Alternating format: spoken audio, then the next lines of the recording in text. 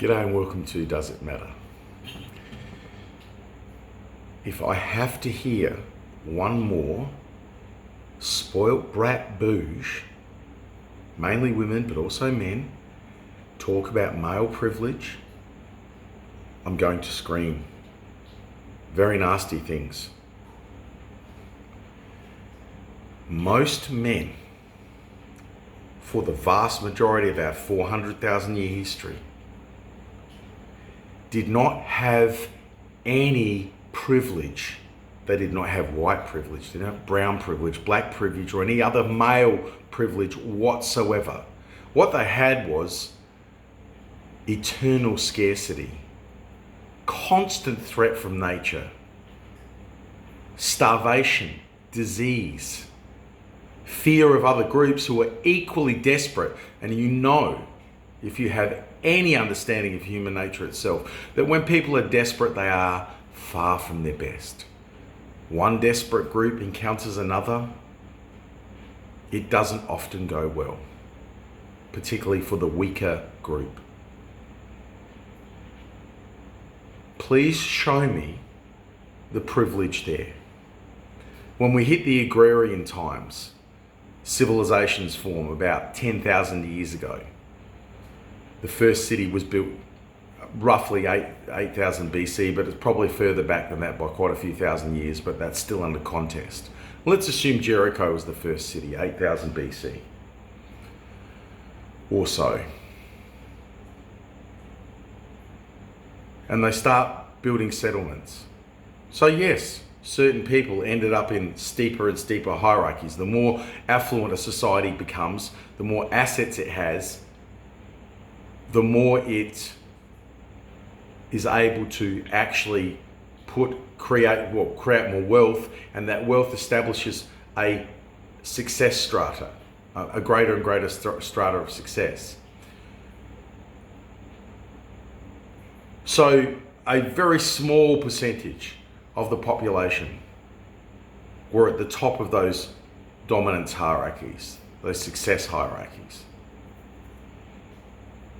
And because female population has always been slightly higher than male population, which makes sense if you look at it from a biological perspective, then there were just as many women in the privileged class as the men. So privilege and so-called patriarchy has nothing to do with gender and everything to do with class. An equal number of people of both genders or sexes benefited from being elites, and everyone else was fucked by comparison anyway. They had to do what they were told. They tried to stay out of the eye of the elites as much as possible, and struggle with much more meager resources to manage an incredibly dangerous life. The people who are making these stories up, these privilege identities and definitions, the whole workshop of critical race theory and intersectionalism and feminism and the woke brigade talking about group identity politics and lumping people together as if they weren't individuals and as if biology wasn't real, and then defining it in weird and strange ways that make no sense logically or empirically. Those people live in a safe society, technologically provided for them. They have no idea about history. You see, my folk, the people that came from Ireland in my background, my Arab ancestors living in North Africa, I've heard real life stories of how difficult it was even just 80 to 100 years ago, let alone several hundred or thousand years ago. And if you look at the history of every human group in society, every ethnicity, it's the same. It's the fucking same. There's no privilege there except class privilege. The people at the top of the hierarchy, who usually comprise somewhere between 1 and 5% of that population, control most of the wealth. And then they trickle down a little bit more for their lackeys underneath them. So their lackeys are a little bit wealthier, a tiny bit wealthier, and have some iron weapons to keep the rest in order. And 95% of people have jack shit and do their best with that. There's no privilege there other than the privilege that has always existed and probably always will, that some people who are more successful and often just more lucky end up in a better position than everyone else. Wealth is generational over 60% of the time, and for good reason. Why wouldn't you look after your own? Of course you would. And so you end up with generational wealth. You end up with people who have been bouged to rich for centuries in some cases. That's the only form of privilege that's actually empirically demonstrable. Are there moments in history where groups are horrible to each other? Hell yeah, millions of them. But guess what? It's not systemic. It's not one group always dominating another. At one time, not very long ago, less than 200 years ago, there were far more white slaves in the world than black. Fact. Everyone cops it. And here's an interesting fact too. Most white slaves, millions and millions of them, sold to the Arabs, were sold by white pirates. White people sold their own people into slavery. Guess what? Same for the blacks. Most black tribes, dominant black tribes, were selling their own people, not just other tribes, their own people, the people they didn't want, to the Arabs and the Europeans. So when you look at history very carefully, you start to see it's got nothing to do with goddamn groups or ethnicity or gender, and everything to do with scarcity and leverage. Relative levels of power and competency, capacity, and the ability to leverage that to the advantage of whatever group can. That's the story of history. Identity politics confuses that. Identity politics and group politics and all the modern woke, postmodern nonsense muddies the waters of what is actually, we knew 100 years ago fairly accurately, is the story of history. There's not enough. There's still not enough for everyone to live an incredibly wealthy life. Most times, most societies, a few people live a life of utter extravagance while everyone else lives in drudgery. The 20th century, the late 19th into 20th century was the first time large numbers of people moved into the middle class. In fact, certainly from the 1930s onwards, American society and most other Western societies post-World War II absolutely tried to ram as many of the working class into the middle class as they could, and expand the middle class and expand overall wealth. Okay, we seem to have gone backwards in the last 20 years in terms of those policies. Those are the policies that made us incredibly wealthy, and now we've moved into a kind of crony capitalistic laissez-faire bullshit that is actually making us poorer and poorer. Once again, the real privilege, the real opportunism, the real exploitation that's going on has nothing to do with what race you are, what gender you are, and everything to do with whether you are part of the elites. You're part of the elites clubs. And you might have been there for 250 years with your family, multi-generationally, or you might have just joined that club recently when you made millions on crypto. And now you're slamming that door firmly shut behind you so that you can retain as much leverage and privilege as you can. So that's real. I can demonstrate empirically that that's real. Unlike all the claims for gender-based privilege and systemic gender-based privilege and racial privilege, because it isn't systemic. It's opportunistic and context-driven. It depends upon entirely what is happening in the circumstance. There's no overarching rule that men oppress women. There's no overarching system of racial injustice against brown people by white people. What a load of absolute trash. There are parts of history where white people were every bit as oppressed by each other as well as by other races, and vice versa. The story of history is about leverage power, scarcity, and struggle, and the many bullshit stories, including wokeism and postmodernism, that we tell ourselves in order to feel better about what we're about to do to some other group. When I hear the disgraceful, abominable discussions about men and about white people,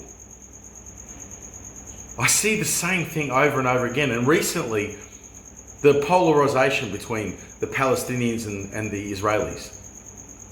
People just pick a side like it's a football game. Because they've been educated over the last 70 years, and increasingly over the last 25 especially, to pick a team. Left, right, progressive or traditional. As if those have any realistic meaning in a general sense. They don't. There are progressive ideas that are really good. There are progressive ideas that are utter nonsense, insanity. There are conservative ideas that have long since had their day, and we've actually gotten rid of most of those. And there are conservative ideas that still have every bit of the same value they've always had for us. And some of those have been thrown out too, baby with the bathwater kind of situation. Ideas are just ideas. Theories are just theories. We're not supposed to worship them. We're not supposed to be possessed by them. And privilege is one of those fucking ideas. It needs to go. The only privilege that I can empirically find, that I can find by diligent searching of the historical narrative, statistics, facts, probability scaling, the whole lot, is class privilege. And it jumps around left, right, and center based upon the ability to execute leverage upon other people. It has nothing to do. There's no correlation to race or gender or anything else. It can be anyone. I call them door slammers because they slam the door behind them whenever they get a chance. As soon as they get to privilege, they're making sure no one's coming up behind. They adopt the values of their new group. And that's a big problem. Lemming fever. Okay? Blend in. Don't want to get picked on by that group. And you actually don't, to be honest. But if you do, and if you're strong enough and smart enough, you might actually be able to elicit some change instead of being yet another lemming driving your entire group eventually over the cliff because of suicidal fucking ideas like male privilege and white privilege. As someone who has read more history books than any 10 other people, okay, and has studied this in depth because I really want to understand why we are the way we are and how we got here. It's a beautiful and amazing story. I don't see that. It doesn't goddamn exist. These people have literally, these left-wing fools have made up a stack of stories, just like the right wing made up all its religious stories. Religion, for me, is just a bunch of stories that can be quite useful at times, they're philosophically useful, but essentially they're still stories. Many of our most famous, our ideas about equality, they're stories, they're not real. There's no such thing. But it's a very useful story. Justice, no such thing. It's a useful story. We use it because it has benefit. It's not real though. It doesn't exist in nature. Show me justice in nature. Show me mercy in nature. Show me. You'll be hard put to find a scrap of it. And if you do, it's circumstantial and rare. It's not a real thing. It's not out there in any broad amount or sense. Human beings, because we're wonderful creatures, as bad as we can be, we're better than bad. There's so much more good about us. We create ideas like justice, liberty, fairness, equality. These beautiful ideas. They're not real. We made them up. We constructed them. They're beautiful. And just as we made up these good ideas, we've also made up bad ideas like fascism, like communism, like wokeism, postmodernism, like feminism, critical race theory. Absolutely dumbest shit I've ever heard in my life. Just dumb, stupid, poorly researched, poorly supported by any kind of data. Please, for goodness sakes, when you hear someone talking about male privilege, white privilege, or any kind of privilege, you know what? There is another form of privilege that's real. Pretty privilege. People who are tall and people who are attractive do have some advantages in life. So yes, there are biological privileges, but guess what? No one asserted those. They're not systemic. They happen because nature says they happen, because our genes construct them, because we're attracted to taller people. Women are generally attracted to taller men, so height goes up over time, especially if we're eating well. Attractive people are seen as healthier because symmetry, facial symmetry, and physical health manifest in a healthy body are seen as more attractive. They are signs of fertility and competency.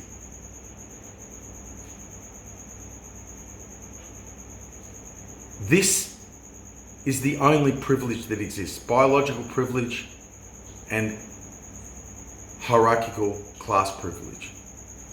Everything else is a load of shit. And I challenge you to actually do your research, to actually look into it. Look for critiques of privilege, okay? The only privilege that exists, I'll say it one last time, is biological privilege, which we have no control over generally, not as individuals. Or some. If you pick a person who's tall, you'll probably get taller kids. If you pick someone, if you're attractive and you pick someone who's attractive, your kids will probably be more attractive. If you pick someone who's smart and you're intelligent as well, or even just average intelligence, your children might be a little smarter as well. So we have a little bit of control there, but not much, okay? It's generally a generational thing. It takes generations. So there's biological privilege and there's class privilege. All the rest is crap. It's not supported by the evidence. It's not supported by the data. It's not supported by any kind of historical observation of life. Most men and women were busy cooperating with each other because they didn't want to go hungry, because they would like perhaps more than half their kids to survive to adulthood to help them. That was what they were doing for most of history. And the idea that history is just a system of oppression controlled by male privilege and lately white privilege revolts me. It has no substance whatsoever. People oppress each other because they can. All kinds. Look at Mugabe's Africa. Look at that. Look what happened in South Africa after the ANC took over. And they weren't very nice to each other either. It doesn't change. The people who get into power execute power for their own benefit and minimal for anyone else. They're looking after their own. That's the story of human history. That's what we've got to try to change. Group dynamics, identity politics, feminism, intersectionalism they're all well-intentioned but utterly disastrous distractions from the reality, which is human nature is predicated by, as individuals and as groups, in looking after those most locally to us and fuck everyone else. We assign priorities and an outward ring of intimacy. That's the way we work. And if we don't deal with that, we don't deal with the Machiavellian nature of humanity, particularly in large groups, we are not going to get any better. We're probably going to get worse. And we're going to pay a big price for that. So, let's focus on ourselves. Be better individuals. Be kind to a broader number of people. Act ethically. Us.